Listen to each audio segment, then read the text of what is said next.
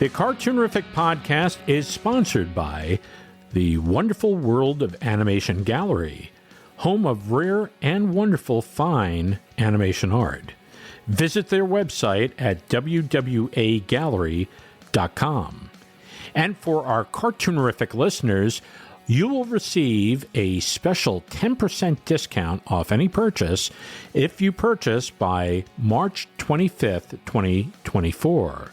Just go to wwagallery.com and enter code CARTOON10 for your 10% discount. Once again, this discount is only valid until midnight, March 25th, 2024.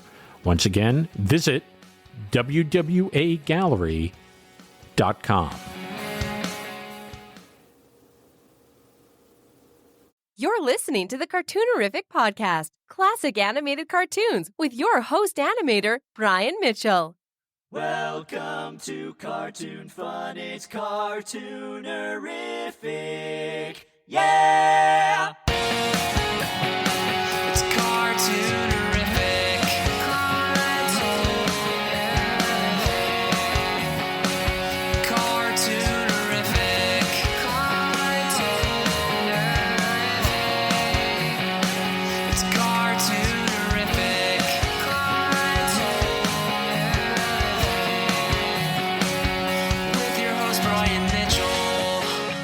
Well, welcome to the Cartoonerific podcast, classic animated cartoons.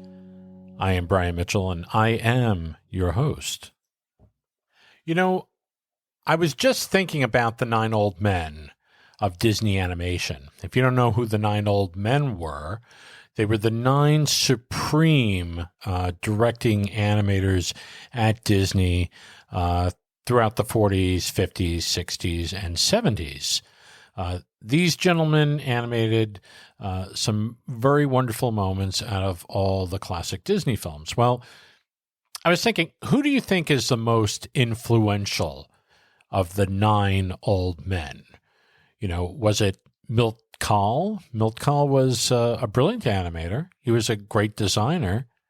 He designed most of the versions of the characters that you see on the Disney films, and he was also the lead-off animator. He kind of set how the animation, how the characters would move, and so very influential there. He was responsible for a lot of great scenes. You know, I'm thinking about Shere Khan. He animated Shere Khan in The Jungle Book.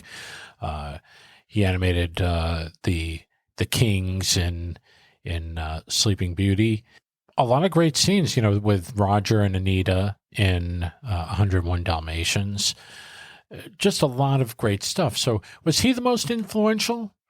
Or was it Ward Kimball with all the wacky animation he did? You know, that wonderful title sequence from The Three Caballeros, where they're actually singing the Three Caballeros song, and he did some wild stuff with the animation and the direction of that. Was it him, you know, with his character animation of Jiminy Cricket and Pinocchio, or the Crows and Dumbo, or, you know, the Cheshire Cat and Tweedledee and Tweedledum and Alice in Wonderland? Was he the most influential? Or how about John Lounsbury with his brilliant draftsmanship, wonderful drawings of Tony in Lady and the Tramp? Did a lot of wonderful animation in Disney films over the years. Was it John Lounsbury? Or was it Les Clark? Because Les Clark did a lot of animation in those Disney films in the 40s and 50s, and then he went on to direct in the 60s a lot of educational film. A lot of stuff like that. So was he? You know, we can go through all the names. You know, Frank Thomas, who did great scenes in Lady and the Tramp, animated Baloo the Bear, the Queen of Hearts in Alice in Wonderland. I mean, Captain Hook and Peter Pan. The one person that my mind goes to as really the most influential out of all the 9 old men is a man who directed on Sleeping Beauty. He animated Peg in Lady and the Tramp. He did the Vultures in Jungle Book. He did a lot of wonderful scenes. He worked on Cinderella. But the reason why I think this gentleman was the most influential is because he really shepherded in a new generation of Disney animators. All the people that he brought in, or all the people that he mentored, and ended up going somewhere. I mean, people like Don Bluth and Tim Burton, Brad Bird, John Musker. I mean, a whole load of people came through this program, and basically they became good animators. They became great animators. They became directors, and some of them went on to Imagineering. Pretty amazing. Now, some people say, well, a lot of those people came from CalArts. That's true, too. But they all went through Eric Larson. That's the common denominator here. Everybody that came in with any talent had to go through the Disney training program for animation, and basically were mentored by Eric Larson. That is the common denominator there. The gentleman we have on today's show was also mentored by Eric Larson when he was in high school. And he became, at the time, the youngest Disney employee to be promoted to animator. Pretty big accomplishment. He worked on a lot of the late 70s films, early 80s films, and then he went on to work on films like Tron. And then he became an Imagineer later on. But one film that was very important that he did for almost a minuscule budget compared to other feature films, maybe just a little bit over $2 million, film that he wrote and directed called The Brave Little Toaster. He's up next, Mr. Jerry Rees. It's going to be a good one. Don't go away. Cartoonerific is the place to be to celebrate hand-drawn animated cartoons. The Cartoonerific podcast features interviews with the magic makers behind your favorite animated cartoons, with episodes uploaded every Friday. Or visit the Cartoonerific blog featuring articles about classic cartoon animation. At the Cartoonerific Gallery, view original animation art and memorabilia from your favorite animated films and TV shows. The company store features exclusive swag from the Cartoonerific universe. And coming soon, brand new world premiere cartoons on the Cartoonerific channel. It's all here. Join the fun at www.cartoonerific.com. That's cartoon, ERIFIC.com. It's Cartoonerific, saving the universe one funny cartoon at a time. And now it's time for our special Cartoonerific guest. Well, we have a very special guest today on the Cartoonerific podcast. He is an animator, a director, an Imagineer. He's, like I said before, he was the youngest person at Disney to be promoted to animator. He basically trained under Eric Larson and then became an animator, working on the small one. He also worked on Fox and the Hound. He worked on Tron, doing visual effects. And then a few years later, he ended up writing and directing what I believe was a very, very important movie called The Brave Little Toaster. He's worked on 22 theme park attractions for Disney in all the parks around the world. He is multi-talented, and it is an honor and a privilege to have him here today. Ladies and gentlemen, Mr. Jerry Rees. Jerry. Yes. Tell me how you got into this wild and wacky field. What were your influences? Gosh, I was sort of obsessed with Disney from a pretty young age. I got the opportunity to show Disney cartoon 16 millimeter prints for sort of a family social event that would happen in our neighborhood. So there was a youth group, and they wanted Saturday night films, and I asked permission if I could screen them out on a patio. There were things going on, like there was a swimming pool and there was tennis courts and all this stuff, but I was the person in charge of films. So I was in my early teens, And I had an old DeVry projector, and I would go through the book that Disney allowed you to get different shorts, like Goofy shorts and Pluto and Mickey and some featurettes. So I was able to get like Willie the Operatic Whale and stuff like that, where it was and Peter and the Wolf and segments, even the segment from Fantasia, the dinosaur sequence, the rites of spring. So I was getting to see in 16 millimeter repeatedly these beautiful sequences, and I of course had seen the Disney television show and was aware of them, but I really got to feast on a lot of the beauty of the animation and look at how it was done. And I was so obsessed with trying to become an animator. So I was doing fine art, I was doing portraiture, and I was doing music, and I was trying to figure out how to do animation all on my own as a kid. And I remember a moment that really broke things open even more. I was riding home with my family from my aunt's house, and we had to go over an overpass to a freeway. And as you got to the top of the overpass at night, there was a drive-in theater screen, and it was massive as seen from the top of this overpass. And they were showing Pinocchio, and I had never seen Pinocchio before. And it was the Monstro, the whale, chase sequence. And so I pled with my father, please pull over. And so he put on the blinkers and pulled over reluctantly to the side and let me watch the conclusion of that sequence, where actually Pinocchio winds up, drowned face down in the water. But it was such a dynamic thing to see. And I had grown up in a community where theater going was not approved of. That nobody was supposed to go to the theater. It was actually a religious belief that it was not a good thing. So I had not gotten to go there. So me screening 16 millimeter films was my way of sort of cheating my way around that. But to see a feature on a great big screen like that from the roll down window with the car at night, just awakened a whole new it's a desire to see it. So I talked him into driving us in, which was a big deal for the family in that community at the time, where you don't go to movies. But we went in that night for the next showing of Pinocchio. And so I got to see it on a big screen. And I was just convinced that I had to somehow get into Disney animation. And you got to see it in sound. So from the road, it was just silent and you were mesmerized by it.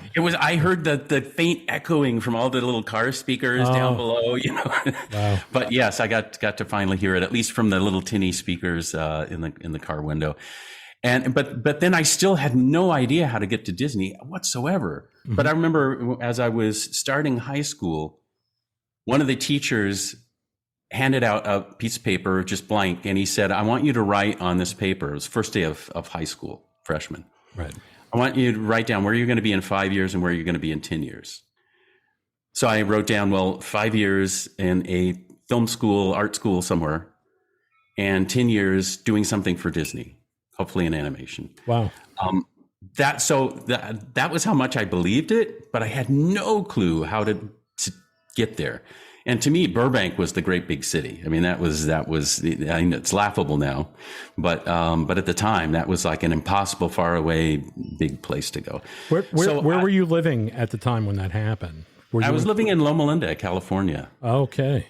Which is not that far away from Burbank, but seemed like the other side of the world to me because I had been just so in that little bubble for so long. But then I stumbled onto it. I was trying to figure out how to do animation. I had gotten from the Cartoon Color Company. There was that wonderful, the Preston Blair book. I think Walter T. Foster had published the Preston Blair animation book. I think so many of us of that generation got that book. Yes, the animation book, right. Yes, it was the animation book, Preston Blair, who had done wonderful things in Fantasia, etc. So I had taken a look at that, and I had ordered Acme paper from the Cartoon Color Company and a peg bar, so punched paper in a peg bar, and taped it down to a milk glass thing, was trying to figure out how to do animation. And my dad actually built a multiplane camera rig. It was small, but it had multiple levels that I could use screws to make them go up and down. And it had sort of a dual axis cranks that I could make it move, all directions. And so I would use a tripod and put it over and paint levels and everything. So I was really getting into it. Still had no idea how to knock on Disney's door, but I just ran out of paper and it was getting too expensive and we couldn't keep paying, the family, but I was just, mid-teens and they were helping me pay for things and we couldn't keep buying those punched paper. It was just costing too much. So we found out there was a paper company and we could get non-punched paper. And then I found out there was a place at the Loma Linda University where they had a media department and they had an industrial strength hole punch there. And so I went, aha, I'll ask permission to just punch my unpunched paper there. It'll save us the cost of getting the punched. So I went into the department and asked somebody that was working there and they said, oh yeah, that's our industrial strength hole punch there. You're free to use it if nobody's using it. So I started using it and punching the paper, and then the supervisor of the division comes in and it wonders what I am doing there, this kid in the audiovisual department at the university. And so I told him, well, I'm doing animation and stuff. And he immediately said, you can't do animation. What are you talking about? You need a Oxberry stand and you need he's listing all these things that I needed that I didn't have. Right. And just said, you can't do that. So, but I slunk out with the paper that I had already punched. And, actually my mom told me later, she was standing at the door at sort of witnessing this guy tell me, you can't do that. And so I didn't have a direct recollection of this, but she told me later that as we got in the car and we're starting to drive home, she kind of went, so how do you feel? This guy, kind of read you the riot act. And she said that I turned to her and said, he doesn't know what he's talking about. So she was so glad that I had the confidence, right? Right. So I actually snuck back in again the second time. And he caught me the second time. And now he was like, okay, if you're going to keep coming in here, you're either not allowed or I have to see what you're up to. So I brought in a little projector, the Super 8 film projector, right, and a piece of white paper, and I projected on it the little animation I was doing. And boy, did his tune change. Wow. He was like, you did that? That's yours? You didn't tracing and stuff? And he said, yeah, I that's mine. So he said, I went to a conference and somebody from Disney was there, and they were talking about how their veterans in the animation department are getting close to retirement age. So they were thinking of starting to recruit new talent. And so if you're interested, and he rips off the piece of paper and writes a phone number there, and he says, this is for Ed Hansen, who's the production manager at Disney Feature Animation, and if you're interested. Wow. So the guy who said, you can't do it, gave me the most important phone number of my life. And so I did call, right. I was 16 and I called Ed Hansen, and he was interested and said, oh, well, have your dad drive you down and we'll take a look at what you got. So I put a portfolio together, and some of it was portraits because I'd been obsessed with Rockwell and John Singer Sargent and Leyendecker and stuff, in addition to animation and all of that. So I took my little reels down. So they, my dad waited in the lobby, and I went to see Ed, and he took me up to meet Eric. And so they just kind of said, well, why don't you start mentoring with Eric? And of course, it was astounding because Eric Larson was Walt's famous 9 old men, named after the Supreme Court judges. Sure. The joke on that. But there were 5 of the 9 old men working at the studio at the time. So, and Eric was going to start taking people under his wing. And so Eric just said, well, here's a desk. So anytime you have a break from high school, this will be your desk and you can try things and I'll teach you. That's pretty neat. Was John Lounsbury there at the time, or had he passed away by then? Didn't meet Lounsbury. Frank and Ollie and Milt and Eric and Mark Davis were all still hanging around. Wow. At their desk animating. So, that was a startling change of events where I had breathed it and slept it and believed in it and imagined it and never had an idea how it could possibly happen. And then suddenly just boom, it was happening. And thanks to the guy giving me the phone number. And right. Wow. Wow, it's pretty amazing. It's a great story. And then my parents told me later, years later, that Disney would call them occasionally to coax them and say, "Does Jerry have a break from high school yet? Can he come in and do some more mentoring with Eric?" And so they were not just waiting for me to call, which I didn't realize at the time. They were calling my parents to provoke the situation along. That's pretty neat. So, Eric, oh my gosh, he helped me so much. I was under the completely false impression that cleanup animation is how you approached the scene from the start. Right. I had no idea about roughs and doing different drafts and everything. Mm-hmm. And I would always draw very carefully to look like it was on model, and sure. he would ask me like, where are your roughs? And was like, what is a rough? So man, he like took out the blunt 6B pencil and would just draw like these beautiful action lines and things for characters. And he said, don't fall in love with the drawing. Like this is about the performance and about the movement that conveys the emotional performance. And you got to work on that. And when that comes alive, then you can bother to make pretty drawings over it. So he really helped out. Wow. It's pretty neat. Was he giving you like test animation to do, or what was the work that he had planned for you when he came in? He would just ask me what I was interested in doing. And so I might want to animate a turtle or a man walking or whatever. And he would just say, okay, what are you planning on doing? So first, what was I interested in? And then I would sort of describe what I was going to try to do. And then he would just take a look as soon as I had a draft done.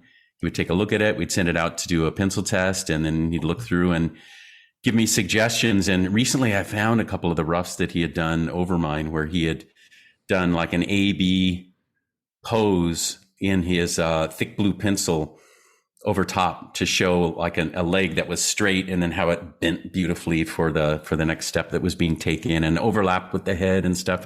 So he would just take whatever I was trying and show me how to make it better, how to think about it in rough terms, and to be more. He would always invite me, and then I found out other people, comparing notes with them, to go to more extremes of expressing whatever you were doing. So he said, take it to where you think it's too far, and then pull back one. Like go where you think you've broken it, and then step back one increment, and you've probably got a good expression going on.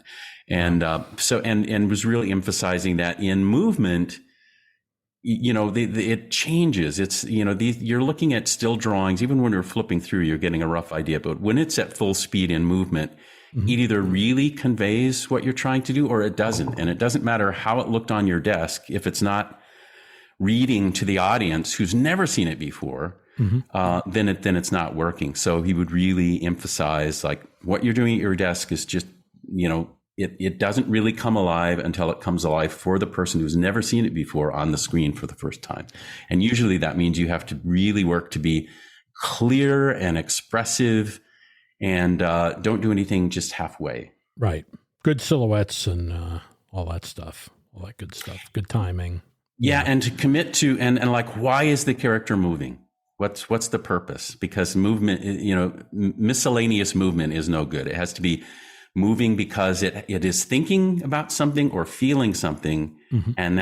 and its personality is such that because of how it feels, it needs to move right now. So make sure you understand that core thing. How many years did you do that with Eric? So how old were you when you started doing that on the sides? I was 16 and just turned 17 shortly after meeting him, and then worked with him during my junior and senior years of high school. And then as I was finishing my senior year, mm-hmm. they saw what they had on their calendar and saw my calendar and realized, okay, he's graduating from his senior year now, so he's going to really be available.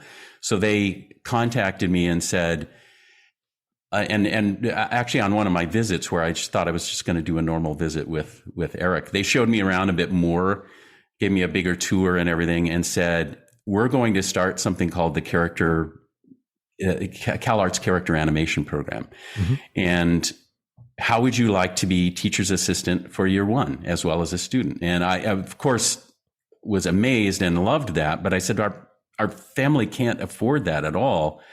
And they said, well, you've gotten good grades, you have state and federal scholarships, and we'll make up the difference with a Disney scholarship, like whatever needs to fill the gap, we'll take care of it. So as soon as they told me that, made that commitment, then I was all in. And so as soon as I graduated, I just lived there for the summer between that year and the CalArts year. So fall of 75 was the beginning of year one of CalArts. And I had spent that whole summer at the studio in Jack Hanna's region. He was the main animation teacher, and preparing materials to go out to CalArts. So, and it was so glorious back in those days that people could be trusted. And for a number of years, this was true. And then, all it takes is one bad apple to ruin that. But you could be trusted to just look through a draft. They called it a draft, where it listed every single scene in a Disney feature, and you saw exactly, the name of the shot, how many feet and frames it was, who animated it, who did the effects animation, had like a transcription of the dialogue that was there or the sound effects, etc. And you could pick a scene and go, that scene from Pinocchio where Jiminy Cricket's trying to put on his jacket while he's running to catch up and everything. Milton Call animated that. It's so amazing. I want to see how that works. And I think my classmates would like that. Can you bring it up? And they would just bring it up on a little cart from the archives and plop it down on your desk with cardboard and rubber bands, and you'd open it, and it was the original pencil drawings stacked. And you could flip the scene that was from way back in the day. And they trusted you were not going to steal anything, you were not going to mess anything up, and they just left it with you. And you could have it for a week, and you could flip it and study it. And now what I had them do is I had them do beautiful replications of each page. So they had a beautiful, it's kind of a shame calling it Xerox. It was a 3-room photocopying machine where they could do gorgeous high resolution replications of pencil art. And wow. So they would put each one of the original drawings up, and then they would be, in the third room, it would show up on another piece of paper, looking gorgeous. And we'd even put the peg hole reinforcements on so that it would keep them from ripping as the students would work on them. So I would duplicate scenes that I thought were going to be useful for me and the fellow students to study. And then it was my job to do I felt kind of like a monk doing illuminated text. I would sit there and try to faithfully replicate the exposure sheet. So if there was like regular pencil and blue pencil and heliotrope pencil color, so I would just look at it and match every little note that was made on the exposure sheet. Wow. Including the dialogue and they actually draw. This was back in the day where now we're all used to seeing modulations on computer screens. Sure. They would actually draw the modulations on the exposure sheet so that it would help the animator know when things got loud and soft. Right. So it was just I would sit there and try to make it so that you couldn't tell the difference between the old exposure sheet and my copy. And then I would put my copy with the new, a series of drawings that we had photocopied, and that would go out to the school. So, right. That's the way I was taught how to do X sheets, was to actually put the word and then next to it, to put a line with a scribble that would just basically go down to like a thin line. But right, yeah. But that's the way I was line in the center and squiggly wider the louder it got, and yeah. And then I would find out things like I would look through the exposure sheet and look at the drawings and go, oh, like he opened the mouth 2 frames before the sound hit. That's interesting. And then you'd realize that there were some purposeful things like that going on because of how your eyes perceive and marry it to the sound. And so a lot of times I would look at those classic scenes and the animator was purposely hitting a big open mouth slightly before the audio occurred so that it would seem more in sync to your eye, that it needed to open before that sound could get out. Yeah, you pop it. Interesting subtleties, yeah. Yeah, pretty interesting. When who recommended, well, okay, so they asked you if you're going to be if you do the assistant to the instructor over at CalArts. You went over there. Who were some of your classmates? Because this was a very famous class. That first class had some really big names now. Well, part of the time I was answering the phone for Jack Hanna. And so I would be going like, okay, what's your name? Brad Bird? Is that B-I-R-D, like the bird? And how do you spell Musker? And so I was meeting them on the phone for the first time. Wow. But yeah, that first class, I'm actually looking at a picture of it here as John Musker, Doug Leffler, Brad Bird, Nancy Beeman, Mike Cedino, Leslie Margolin, John Lasseter, Brett Newton, Daryl Van Sitters, Bruce Morris, Joe Lancicero, Harry Sabin, and myself. So we were the guinea pigs, and so it was we were all sort of biting our nails about whether it would be continued and if we would be deemed worthy enough to keep a program going. And Brad Bird and I hit it off at CalArts and decided to do a film together. Because, I didn't realize it, but while I'd been mentoring with Eric, he had come in at a young age and was mentoring with Milt. Right. Milt Call. Mm-hmm. So we compared histories and we're like, gee, I almost bumped into you in the hallway. And it's like, so we both had our pre-CalArts mentors that were 9 old men. So we kind of didn't feel, we weren't really attracted to doing like a cocky little walk with Donald Duck for the whole year, which is kind of what Jack Hanna was suggesting. Sure. We're like, we had these, a scene took place in medieval times and, 2 guys that would meet and they both were doing a sword fight and it was comedic and adventurous and tried to use filmmaking, cinema and everything during the whole thing. So we were very ambitious about it. And it seemed to be fine. We were making good headway as we went through the year. And then Jack Hanna finally noticed and just said, no, you can't do that. You can't do that for your film for them to see. You have to work alone. And we're like, what? We've done so much work. And he said, no, you can't do that. You have to start over and just do something that's only your own. It can't be collaborating with anyone else. So we both had to throw away a good deal of our year and start over. And I was so embarrassed because I had just a stupid little Brer Rabbit hopping around thing by the time, a few days I had left before I had to have things for review. And I wondered what they thought of me because I'd done this tutoring with Eric and I'd done this preamble to even before I went to CalArts. And then I do a whole year and I've got like one little bouncy scene with Brer Rabbit. It's like, what happened to Jerry? But thankfully they kept me on. And so the second year, Brad and I realized, okay, they're not going to allow any of that. So, we both really focused on doing a traditional student film thing. And after the second year, then Brad and me and John Musker and Doug Leffler were hired by the studio instead of continuing with our third year. So we went over to the studio and they grabbed Henry Selick from the experimental animation program at the same time. So wow.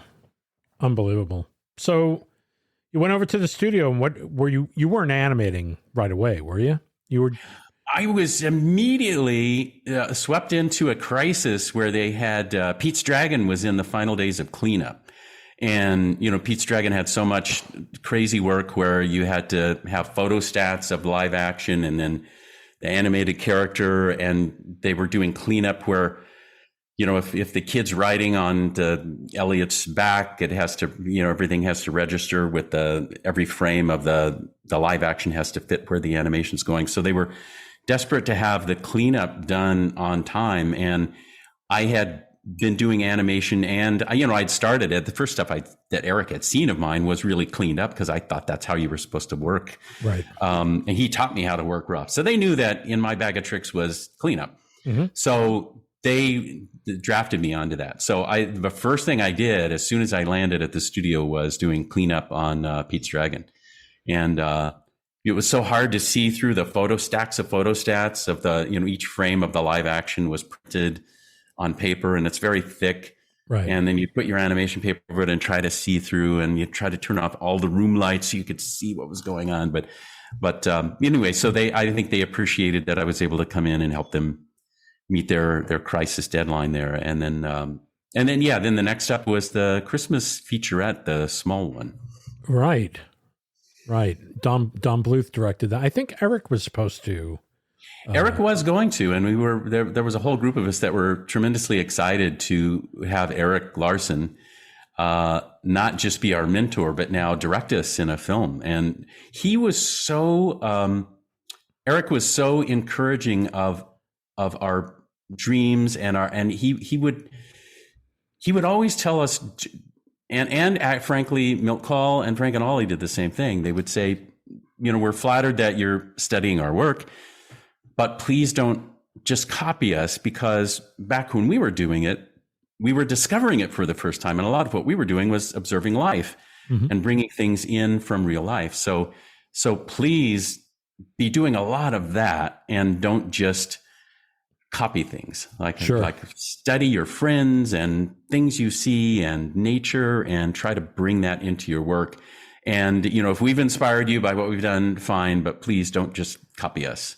Right. And so to have somebody like that at the, steering the situation, we just were so looking forward to that. So it was a rather disappointing, startling change to suddenly have Eric not be the one that would be directing us. And so that was an immediate disappointment. But, in working on the film, I just was trying to do my best to learn despite the letdown and everything. Right. And we were being coaxed to do things like reuse work and to use rotoscope and stuff like that. But I tried to just still do what Eric had taught and what Frank and Ollie and Milt had taught. Sure. So, we were inspired by, we weren't just, none of us in my generation were there to have a job. Like, we were inspired by the beautiful work that had been done over the years by the Disney team. Right. And, when we saw Snow White, and then you realize its place in history, where it was a startling thing that happened in the film industry, where it was the first full-length animated feature, and it was cinema. It was filmmaking that stood up to the best filmmaking of its day. That's right. And Walt invited a crowd of adults to come watch it that were, the who's who of Hollywood. And he had them crying. People were weeping. Adults in a theater were weeping over the little drawings that were moving around. And it was because Walt and the team had really bothered to put extra thought into it. They didn't have an advantage because of the technology they had. All their competitors had the same technology, but their philosophy was, it's not enough to have the novelty of moving the drawing. We want you to be convinced that character has thoughts and feelings and its own individual personality. And because of that, forget that it's a drawing. We want you to care about it. And they pulled that off. So they did dynamic cinema.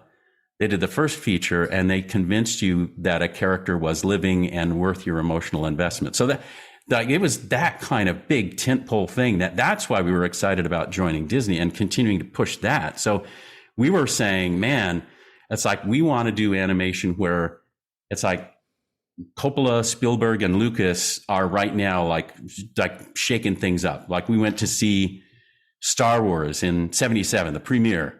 Yeah. And we're like, okay, that's like a big moment. Disney did it with Snow White. George just did it with Star Wars. Oh my God. Mm-hmm. It's like, that's what we want to do. So we weren't there to just go, oh, let's reuse a scene. Let's flop it and reuse it again. And let's have one of my friends walk around and I'll trace him. Yeah. We weren't there to do that. I think Wooly Reitherman would do that. He would say, hey, take this scene and just turn it into Maid Marian, from Snow White. And but it happened just, a lot. Mowgli, I'm sure there was a few scenes in there from Small One where there was a little bit of Mowgli in there, Mowgli. Yeah, but not in any of my scenes. Well, that's good. That's good. But we were determined, and we were encouraged, by the way, by people like Eric Larson and Frank Thomas and Ollie Johnson. They were trying to make a difference. And Brian, I should tell you this one, and some other people might have heard me tell this story, but it really illustrated what was going on at the moment. Sure. Between the first and second years, somewhere in there, and it might have been during the second year, Brad and I went in together to the studio, and we were, I still have a pass where they misspelled my name and Brad's name. It's like they put an extra E at the end of my name and spelled bird with a Y. But we had both gone in to visit John Pomeroy and some other people there at the studio. And Frank Thomas and Ollie Johnson saw us in the hallway, and they like, hey, come here, you want to see something? And we go, yeah, sure. So we go running down to their room, and they were, this was early enough. They were working on The Rescuers. So they had a Penny scene. So we can look back at the years. That might have been during the first year of CalArts. Sure. But they were showing us pencil tests of Penny stuck down in there were the caves and the ocean water was rushing in. Right. And, she's trying to get her to get the diamond and everything. So, Frank and Ollie have us get up by the moviola and they play it and it's rattling along and we're looking at the pencil test and Penny's wrestling with the water as it comes in and it sucks her down this hole and she's just gone. And then she's still gone. Right. She's gone. And we're just sitting there watching it. And it's like the water's gluggling, and she's just gone. And then suddenly, wow, she comes out and she's like gasping for air. And we're like, oh my God, Brad and I were both like duly startled, and we're like, this is exciting filmmaking stuff. And sure. And Frank and Ollie were glad that they had got us with the tension and the payoff and the relief for the character and everything. And we go, oh guys, this is really amazing. I'm looking forward to see the film. And they said, well, it's not going to be in the film because Wooly thinks it's too scary. He wants us to have her just dip underwater for a moment. And we're like, what? What are you talking about? It's like, I remember driving with my dad over the freeway and looking at the big movie screen of Pinocchio drowning and these like faces and they're like, well, don't convince us, like talk to Wooly. And Brad and I go like, we will. So they like immediately got on the phone and said, hey, Wooly, a couple of kids want to come up and see you. So Brad and I went up at Frank and Ollie's invitation and we sat in Wooly Reitherman's office and tried to talk him into letting Frank and Ollie do something dramatic. Right. And we kept pulling up their own legacy. We talk about Snow White and Pinocchio and all these things where it's like, you've done it before. This is totally in your own legacy. This belongs. Right. It's in the wheelhouse. Well, yeah, the Bible Belt will get letters and it's too much. And it's like, so he just was he was friendly enough, but very patronizing and just, so here we are inspired by things like Snow White and Pinocchio. Right. And the beautiful sweetness of something like Dumbo. And then we see, okay, around us in cinema, there's things like Star Wars happening. And we have Frank and Ollie doing stuff that measures up. Mm-hmm. But they're being told, no, we don't do that anymore. Right. So we're as youngsters coming in, they're like, but wait, we wanted to keep doing that. We wanted to build on it and like have it. We want to have animation break $100 million box office and have people line up like they did for Star Wars. That's our dream. And like, no, the studio is doing very tame things now. What? Yeah, well, they were. I heard something about. I'm just going to fast forward. Fox and the Hound. Yes. Where they were going to kill off Chief. Remember Chief? Yep. They're going to kill him off, and then basically they decided not to. But meanwhile, the character gets hit by a train, falls. I don't know, 10 stories maybe? I don't know. It looked like 10 stories. Right. Okay. And the character just basically, he breaks his leg. Right. But I heard they were going to kill him off. I heard that that was the story. So that it actually gave some meaning to revenge. Well, in the original story, was quite harsh and so they softened it a lot. Right. But it just there was another segment where they allowed me to sort of be a directing animator of a sequence director early on.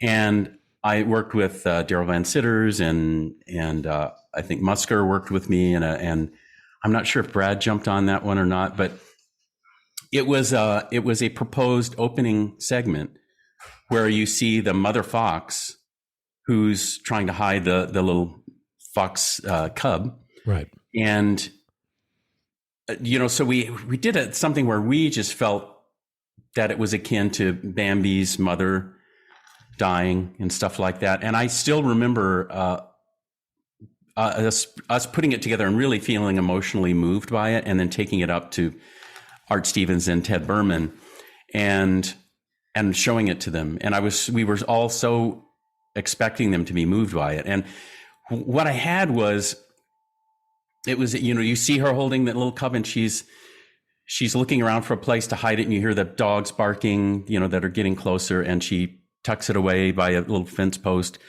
But then she darts off to, to take the attention of the dogs, to draw them away from her baby. Right. And then you had a shot where you saw a rolling meadow where she finally had to break out across a meadow out in the open in a vulnerable space to get and draw the dogs away, so they get far away from where the baby's been hidden. So all you see is her alone, like break through the edge of the woods in the distance, heading toward you, directly toward the camera. Mm-hmm. And the camera is pulling back, and she's racing toward you and is making progress, getting a little closer to the camera. But on her path, she's going out of sight in a little valley and then comes back up into sight over the next hill.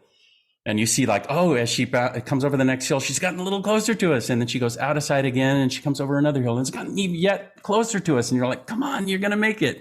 And then there's a gunshot and birds fly up and then the camera pulls back and she doesn't come over the next horizon. Right.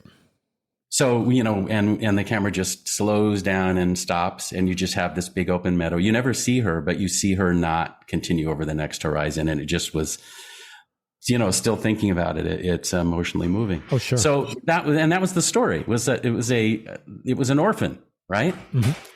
So they watched that sequence and, those of us who put it together are like sitting there watching at the sidelines, and they finish it and they turn and look at me and go, well, she's dead. And I went, well, that's the story.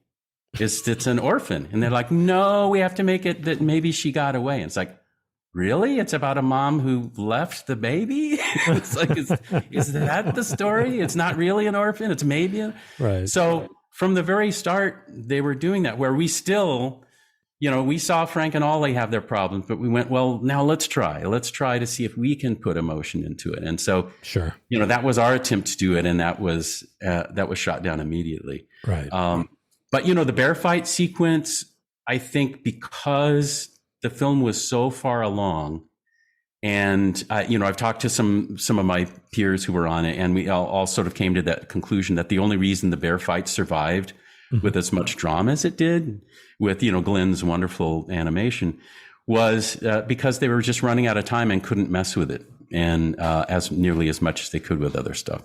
Right. So I actually jumped back on from animation into cleanup to help the bear fight sequence survive.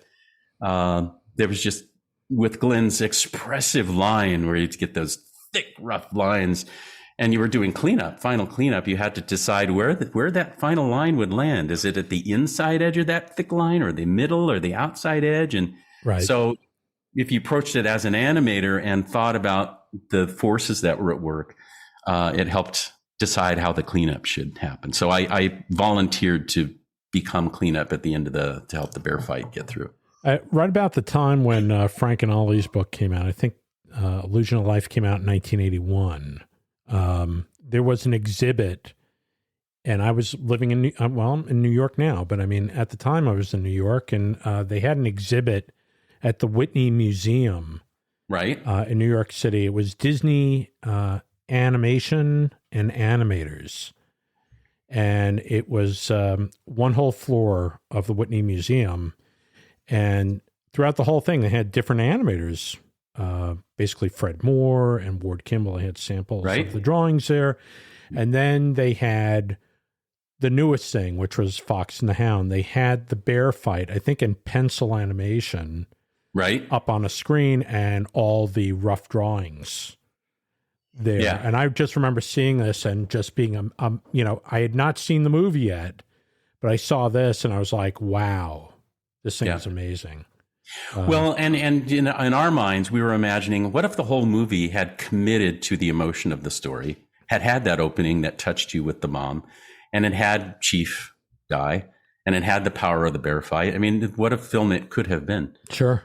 So, and we all did our best to try to make it good. And I actually did one thing that Eric was very encouraging about. He actually coaxed me to give a talk to the group because of it. I animated a number of characters, but where I really set a style was on Dinky and Boomer, especially Dinky, the little bird. So, and then I did, the baby fox. I did the grown up Todd. I did some Big Mama animation and stuff. So I did a variety of things, but I had set a style with Dinky where I listened to Eric, and Eric was saying, draw things in from real life. So I knew that the little bird was one of the characters we were going to do, and I'd seen some animation, and it was pretty typical of what I'd seen before.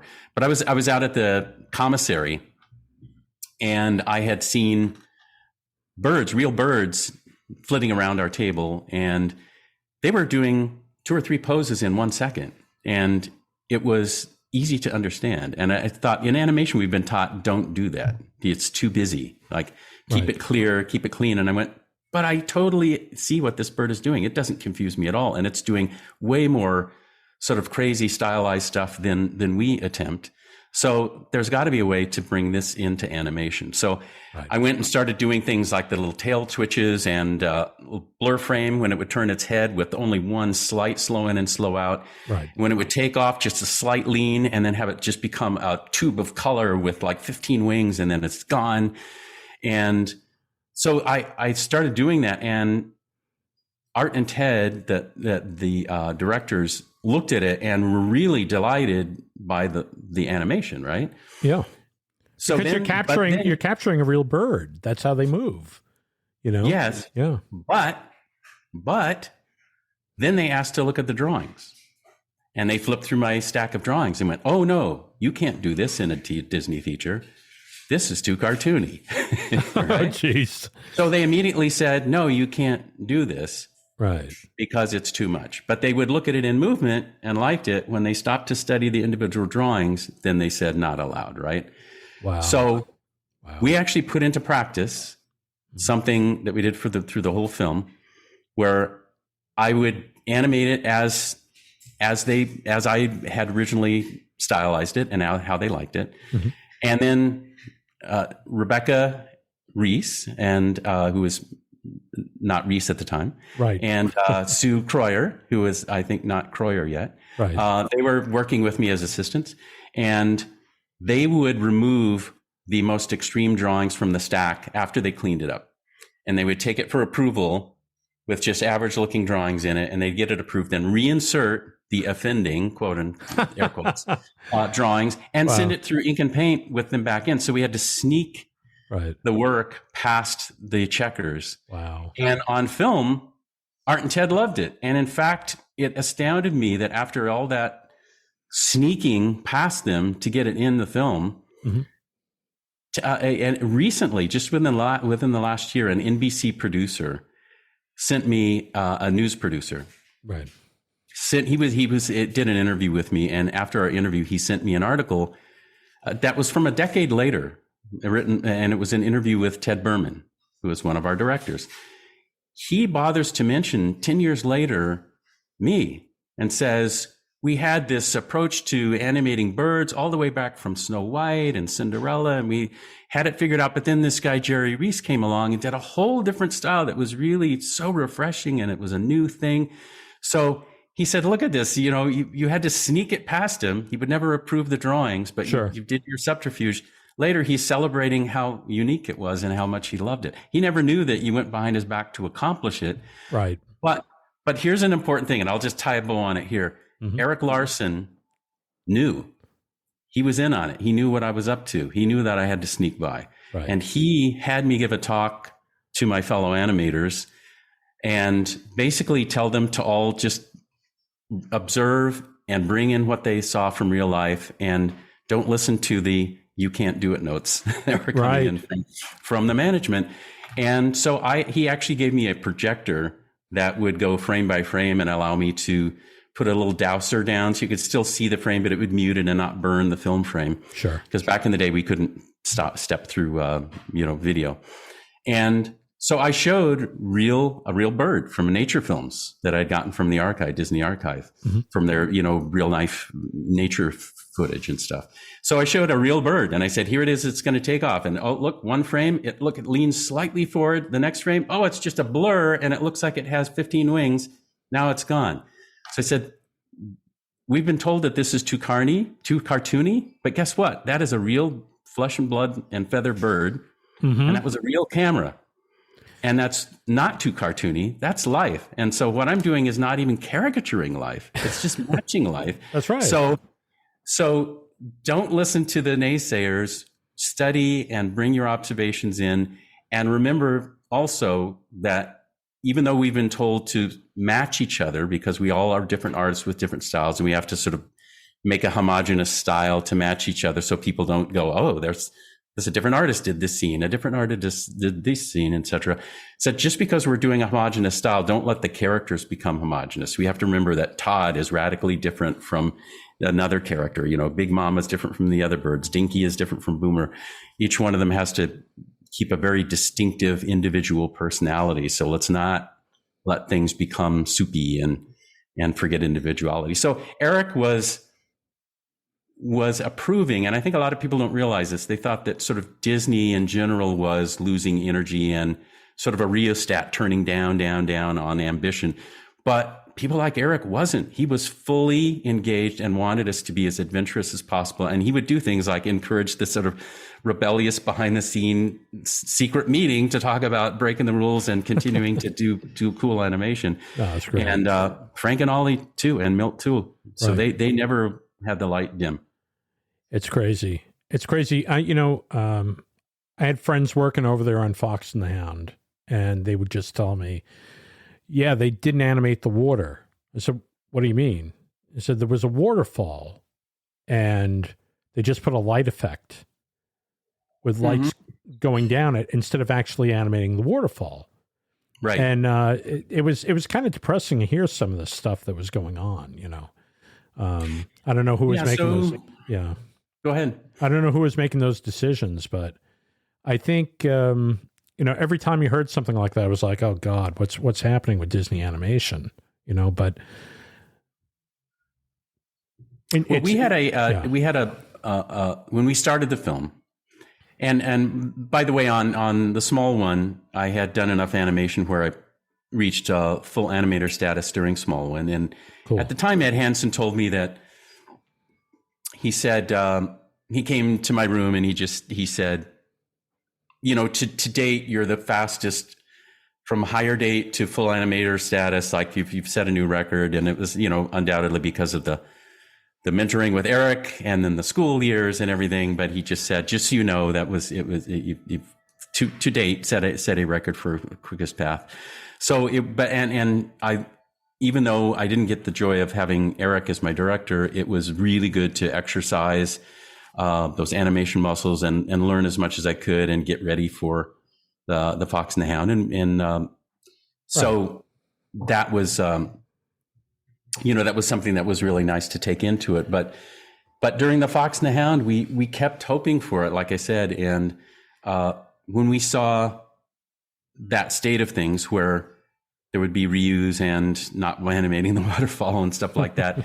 Believe me, none of us from the younger group were causing any of that or were okay with any of that. And so as a number of us went our various ways outside of Disney, some people interpreted that as we were getting, disenchanted with Disney or whatever. It's like quite the opposite. We felt like we were trying to leave that place which had gotten into those bad habits with middle management, not with the veterans. The veterans were still as committed to learning and adventure and filmmaking as ever and emotion. Right. But because they were no longer in charge, we felt like we had to find another refuge to do Disney stuff. So we left Disney in search of a place you could do stuff worthy of Disney. That's how we saw it. And so, I recently read something about, talking about our generation drifting away and getting not interested. It's like, no, we were so committed to the legacy of Disney, the high quality stuff. And so encouraged by those veterans to do that. And they saw the enthusiasm in us. So they actually, we had a tearful goodbye with Eric, where he absolutely understood we were leaving to try to continue what he taught us as a mentor. And so, the very next thing Brad and I did, and we can come back and segue into whatever you want, but the next thing we did was to try to do Will Eisner's The Spirit as an animated feature with Gary Kurtz who had produced American Graffiti, Star Wars, and Empire Strikes Back. He saw our pencil test of coming attractions, and he got it totally. He went, this is filmmaking that fits what I'm doing. He was doing Star Wars. Mm-hmm. So he saw what we were up to and went, this belongs in my producing canon. And this is going to be an amazing film noir animated feature for all audiences. And it was going to, by the way, be the first digitally inked and painted one, because I had worked on Tron. And so I was trying to get digital ink and paint and, texture mapped onto the three-dimensional moving things, to be integrated as soon as we could. So there was a lot of ambition to really go back to, we were trying to do that and then invite Milt Kahl and Eric Larson and Frank Thomas and Ollie Johnson and Mark Davis, like, come to our film. Like this, we did this because we were inspired by you guys. Like, so sure. That was our dream, was to continue the Disney chops as best we could and try to move forward with it. I heard so much about that project, and basically, people were very excited about it. There was a lot of buzz about it. So just letting you know it was crazy. Right. I have a few pages dedicated to that on my website, and so you get to see some roughs. But yeah, we were totally in. We could so feel it, and it's weird though. The world wasn't quite ready for that kind of animation. I felt like years later when Brad got to finally make The Incredibles, and that it's like we were ready to do that kind of thing in 1982, 81, 82. Yeah. And, but the world wasn't ready until quite a bit later. That's right. Well, I don't, you never know. You never know. Sometimes people don't know what they want until they see it. And I think we absolutely convinced that they would have come around if they'd seen it. You just couldn't get the investors. Yes. But it's like Star Wars. Nobody invested. I guess Lucas took that around to Disney, and Disney turned it down. Right. From what I understand. So I don't know. I haven't heard that in the official documentary on it on Disney Channel or Disney Plus, but that's what I understood. When you went over, I think you're right. Yeah. Okay, so you're working on Fox and the Hound, and right about that time, Tron was in development. You were the only person to jump ship from feature animation to go and work on that, correct? Yeah, and Bill Croyer reminded me of that at a number of years ago. We were at a Tron reunion at the Chinese Theater, and Bill and I were two of the people that talked to the audience, and he starts out saying, we go to Disney Animation, and I'm wondering where he's going to take the story. And he goes, we put out the invite, and you know what? Nobody accepted except for this one guy, Jerry. So, but we were between films. We had finished The Fox and the Hound, right? And people were waiting for The Black Cauldron. So then that between time, people were paid to wait. Right. And they had actually, people there were all animators, filmmakers. And so one of their impulses right away was, hey, let's make short films. Let's do stuff. And management said, no, you will not. You cannot make a film together. You will take classes a couple days a week, and you will drink coffee and talk to each other and read the paper and wait for the next film. Yeah. So I went, okay, so I could do that. But it's the weirdest thing, Brian. I had in my senior year in high school, I was so obsessed with music. I was in various bands and fine art and animation and creative writing. But as an elective, I took advanced math, and there were two of us from the advanced math class that were allowed to leave the high school and go with med students at the university and sit in on Fortran computer language. And at the time, people were like, they were looking at sort of my life and going like, okay, I get this. Fortran computer, what? What is that? And so when Tron came along, I had all this traditional art training. And then there was just this bug in me that was like, yeah, I've looked into the mind of a computer. I've tried to play tricks with it. I've used hole punched cards to try to get it to do instructions that I wanted to do. And this film is going to explore the relationship of what's going on in there. And I just was mesmerized. And in the spirit of Eric Larson saying, explore, pioneer, find the next new thing that you can bring into your work. Mhm. I just went and knocked on that door. Wow. How long did you work on Tron? You worked on Tron for what, a year or? Yeah, but I haven't added up the exact months, but it was about that. And first I did productions storyboards for the live action filming, Right. and then Bill and I split, so there were only two of us with computer image choreographer credits. So between the two of he and I, we were responsible for storyboarding and supervising all the CG stuff. Mm-hmm. But before that, I was doing production storyboards, and for that, it was the sweetest thing. I had stepped in when I was going to start to work, and they were giving me a little tour, and it was pretty crowded and just kind of thrown together. There wasn't like an official Tron area. They had kind of just shoved desks into rooms and stuff. And there was no clear space for me. And I was sort of the outsider, like wanting to knock on the door and come in. So I see Mobius sitting there, Jean Giraud, the amazing artist. Mm-hmm. And he says, you will sit here, pull up a chair. And he had me sit at his desk. So it was a flat desk. Mm-hmm. And for the duration of the production storyboards, we faced each other across that flat desk. And he was so kind. And I was so intimidated because, I would just watch these gorgeous pin drawings come out of his Sure. hand. Sure. And I was sort of trying to hide my work. But he would teach me things about blending with pins. I'm sure it was that toxic, horrible pins at the time. But he would talk about lining them up, getting ready for going from light to dark or dark to light, and how to start and quick get into it before it dries, and all this stuff, and just was the kindest soul. And so we kept in touch some after the film was over as well. I went to see him a couple of times. Right. But who'd have thought that I would wind up sharing a desk with Mobius? Right. Wow. Well, that's what happens sometimes. You end up working with people you never think you're going to work with. So pretty amazing. And what a delight that he was as kind as he was genius. Wow. And then jumped onto the storyboarding and then scene planning for the computer graphics work. And so then that was just a learning experience. And we did a whole panel on Tron recently. I was part of a group that went to the El Capitan. We did a screening of Tron, and I was in a panel. There were a few of us that had worked on it, and showed a little bit of we didn't have a lot of time, but showed some of our behind the scenes work. And Mm-hmm. so, but it was, people don't realize how much we built that frame by frame, Right. because there was no animation software. There was nothing to make an object move in the computer. There was just, you could render something in the computer that looked like it had lighting on it. But there was no hey, make it follow this path and do slow ins and slow outs. That didn't exist. So we were basically doing what amounted to stop motion inside the computer.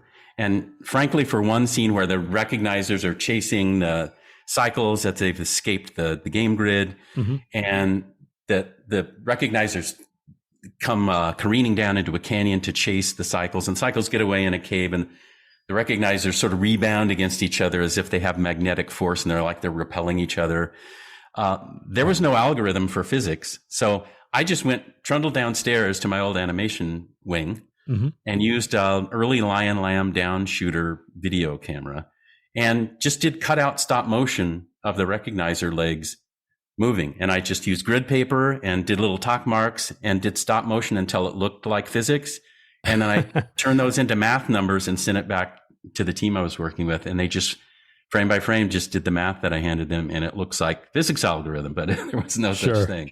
Pretty interesting. What happened when you saw, when Tron came out? Did it do? I don't think it did all that great, did it? I mean, it was it was pretty innovative. The I Academy, saw it. Yeah. the Academy really snubbed it because they thought the opposite of the truth, which was it was so frame by frame handcrafted, and plus, most of the film was done with downshooter cameras and layers of light passes that were all being done by artists doing articulate mats and like 75 passes with different light filters and everything. It wasn't even computer. It was just beautifully done graphics that were just made by people. And then there was a small amount of the film that was true computer graphics, but it was put together frame by frame. But the Academy thought all of it was done in the computer and all of it was pushing a button, and the computer did it for us. So Wow. Richard Taylor had gone to do a presentation, and like nobody would talk to him about it. And they just thought we pushed a button and it made itself. So they thought we hadn't earned anything because the machine did it for us. And so they really snubbed us. Wow. But I look back, somebody posted recently a Siskel and Ebert review, and they loved it. When it first came out, they gave it the highest possible 2 thumbs up you could imagine. So at least there was some critical acclaim.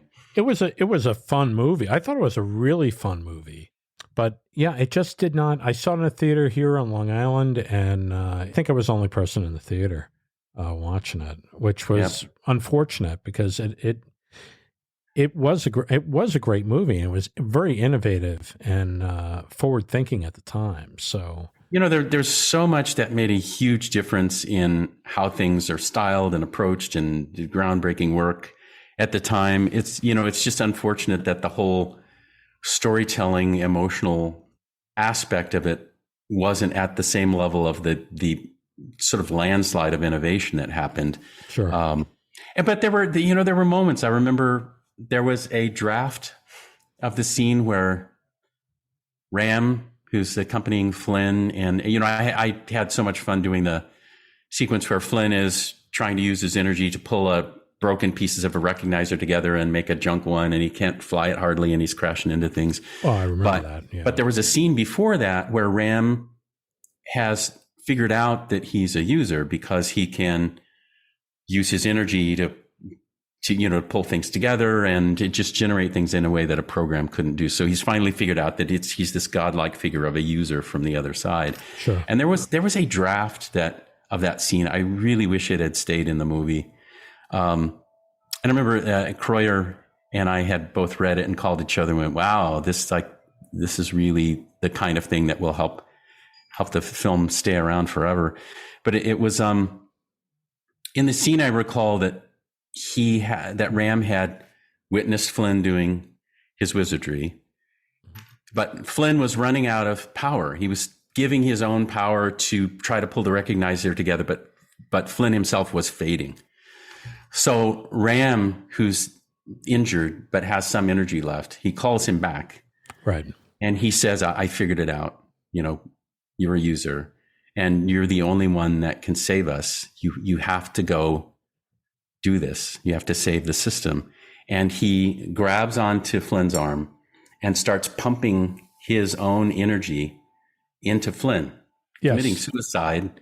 He's committing suicide right in front of him to give his last energy to Flynn. And Flynn freaks out and tries to pull his hands off, and Ram just keeps hanging on and won't let go until he's pumped all his energy into him. So Flynn is left there looking at the empty spot where this guy was a moment before, but now pumped with energy that he's going to use to go and save the system and pull the recognizer together. Right. So, there were these moments where it glimmered brighter along the way than it ultimately did when it was done. And I still look back on some of those things and go, man, if only. But I'm still really proud of everything we pulled off. And I thought Lisberger was a real visionary to pull all of that stuff together. And he was great. Is he still around, Steven Lisberger? Yeah. And he didn't come to the most recent El Capitan thing. I hope he went to the D23 thing yesterday. I'm not sure. But just a few weeks ago, I did one at the El Capitan. Right. But he had come to the session years ago where we were in the main Grauman's Chinese Theater showing it. And he had these great observations. He said this wonderful thing where he said, at the time, computers were seen as an odd thing, a suspicious thing. People thought our computers are going to be used by the military. Maybe they're going to take over the world. It's like artificial intelligence and stuff. And just computers were seen as something dangerous. Right. So he said, I thought if we took a group of artists and had them actually in real life help the evolution of computers become a tool for art, And while we do that, we tell a story about computers and how they work. But behind all of that, we're actually like secret plan, pushing it away from military usage, pushing it away from bad things, pushing it towards beautiful, creative tools in the hands of artists. What a victory that would be. And I just thought, well, I don't know if that's just the philosophical sort of label he's put on it, or if he was actually up to that at the time. But I thought that was brilliant. Yes. I met him over at Warner Bros. I happen to have a videotape, one of those old archaic things, Yeah. Brought it up to him and said, please, I asked him to sign the thing because I was just like, I thought it was such a great movie at the time. And I still do. Still think it's a great movie. So. We went to see it on the big screen, and I thoroughly enjoyed going back into the grid. I thought it holds up in so many ways, and I'm very happy. What happened after Tron now? So Tron came, that finished up. Is that when you left Disney, or? Yeah, actually during the last bits of Tron, while we were still in production, I was working at nights, putting together the Spirit Cunning Attractions pencil test reel. Brad Bird and I were steering that. He was directing, and we had people moonlighting. So Daryl Rooney and John Musker and Harry Sabin and Daryl Van Sitters. And, there were a whole group of people that were secretly working on this moonlighting. Sure. And so we, and actually Tom Wilhite, who had been so nice to me in like allowing me to come into Tron, right, found out. And he was not happy. He called me up to his office and he's like, tell me why I should keep you for one day longer when you're actually planning your escape while you're sitting here working for me. Oh, God. So I said, well, Tom, I could very easily be sitting downstairs in the second floor or in the first floor with, in the D wing where I worked as an animator, waiting for Black Cauldron to happen and getting paid for it. But I chose not to do that. I chose to come up here and really help with pioneering, moving things forward on Tron. And now I'm planning the next pioneering thing to do. And so I hope you don't begrudge planning what's next. But I said, every day that I'm here, I'm going to give you my best work on Tron. Whether it's I'm here for 3 more days or 6 more months, every day you get the best out of me. All my peers are getting a check, waiting for the next movie to happen. And they're having coffee and they're taking art classes and they're chatting. I'm working for you every day, really hard on Tron. So he's like, okay. And then cut to years later, he asked me to direct Brave Little Toaster. So I was glad that we sort of made peace that day. Yeah, he became Mr. Hyperion, Tom Wilson. Yeah, so, yes. But actually, and during that time, I was mesmerized with, and I had drawn up, I have on my website, but I had drawn up, based on my work on Tron, something that I called COPS, Computer Oriented Production System. Now, years later, Disney made CAPS. Yes. But I called it COPS. And it was in 1981, we sent a letter to Gary Kurtz saying, the Spirit should really be the first animated film that not only breaks into this new era with great filmmaking that belongs on your producerial credit list, but it has dynamic animation in the Disney tradition, but for film noir, big audience movie that belongs with Spielberg and Lucas, and but is digitally inked and painted, so that you do beautiful hand-done art, but you digitize it, ink and paint it in the computer, put it for the first time over moving backgrounds where you have wireframe sets that you can go through, but you can texture them either with digital paintings or with scanned hand-done art of background paintings and just get dynamic cinema, right? So Gary got it totally. So Brad was into it 100% with me coming off Tron with that kind of passion to include those new tools.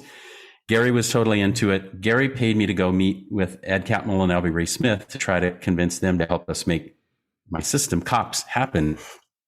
They were very nice, but then they said, gee, nobody's doing this right now. Could be done could be done, and not in the distant future. This could be done in the near future, in a month's time, not years, if their team really set their mind to it. Right. But what your dream is to have Grand Central Station for everything. Analog art, digital art, all meeting, and a hybrid of it meeting and then, winding up on film. And that's not our mandate from George. He wants us to do pure synth. And we're putting 100% of our resources into pure synth. So we can't help you, but good idea. And nobody's doing it yet. So you could plant the flag there. Good luck. And so then he paid for Brad and I to meet with Phil Middleman, who was running Magi, who was one of the people I was working with on Tron. It's like Triple I and Magi were two of the main places doing scenes with me on Tron for the scenes I was computer image choreographer on. Right. So we met with Phil. It's like, yes, I'm working with you on Tron, but we have this next thing we're going to be on called The Spirit. Gary Kurtz producing. Love to do this new system with computer animation and with hand-done art, all of that. Described the thing to him. So he did the same initial reaction where he said, gee, nobody's doing it yet. Could be done, not years away, could be months away, etc. So I'm happy. We go back. We're like, great. The Spirit's going to be kick ass, like even more. And then a friend of mine comes running up to me and goes like, oh my God, Phil Middleman's on the third floor, like spilling everything to Lassiter right now. And it's like, what? He went, yeah, he's like telling him the whole thing. I was like, oh my God. So I go running up and I run into Phil, who's strolling down the hall. And I said, Phil, what are you doing? You're not supposed to be talking about that stuff. He went, oh, was that supposed to be confidential? And I said, yeah, that's why Gary Kurtz paid for Brad and I to come meet with you privately. We had expectations of confidentiality. Oh, so anyway, the Wilds Things test happened after that. And, history has it written that was sort of the first domino. Actually, we pushed the domino that hit that domino. Right. But John never knew. And that's fine because, we weren't trying to compete with each other. It's just we were, our little team was trying to unveil it for the first time on The Spirit. And sure. Ultimately that didn't happen. But I still have the sort of, Gary Kurtz asked me to write an artfully crafted letter to Phil Middleman and Magi, copied to people like Richard Taylor, that basically said, we're not happy that you broke our confidentiality and spilled the beans, and now Disney's doing what we're going to debut here. Not happy about that, but we still love your company and want to work with you, and we would like to at least have certain proprietary aspects of this new system that we can debut on The Spirit. So I found that letter a couple of years ago where it's like, it was copied to Gary Kurtz and Brad Bird and Richard Taylor, and it was to Phil Middleman. And it was, I tried to be as artful as possible about saying, you shouldn't have done that, but let's keep working together. Yeah. Well, it's such a small business, I mean, yeah. And we were all rushing toward the prize. And eventually we all got there, and I'm glad we did. So, yeah. Do you have any questions or comments about the podcast? Please email Brian at Cartoonerific.com. Your email may be featured in one of our future shows. Well, thank you, Jerry, for coming on for that fun interview on the Cartoonerific podcast. We'll have more Jerry next week in part 2 of our interview, so please stay tuned for that. It's a lot of good stuff coming up. Don't miss it. Anyway, if you really like what you're listening to, please subscribe. And if you really, really like what you're listening to, please tell a friend. Very important to all of us here at the Cartoonerific podcast. In a couple of weeks, we will have on Mr. Keith Scott. Keith Scott is an impressionist. He does a lot of cartoon voices. He is absolutely amazing. Does a few of them on air for us, so that's going to be a wonderful interview. He's going to be talking about his new book, Cartoon Voices, which is actually 2 books. One which is really an index to the main book, which is all about these cartoon voices. Some you know, some you never heard of. And but that will be coming up in a couple of weeks. So you want to come back for that. It's a great show. Anyway, just want to thank you all for coming by and listening to these podcasts. It has been a lot of fun, and we hope to have a lot more fun in the future. So I want everybody to have a great day. I want you to have an excellent week. And once again, thank you for tuning in. This has been a Cartoonerific Studios presentation.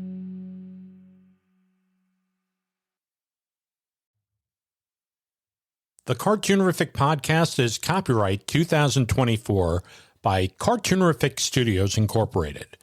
All rights reserved.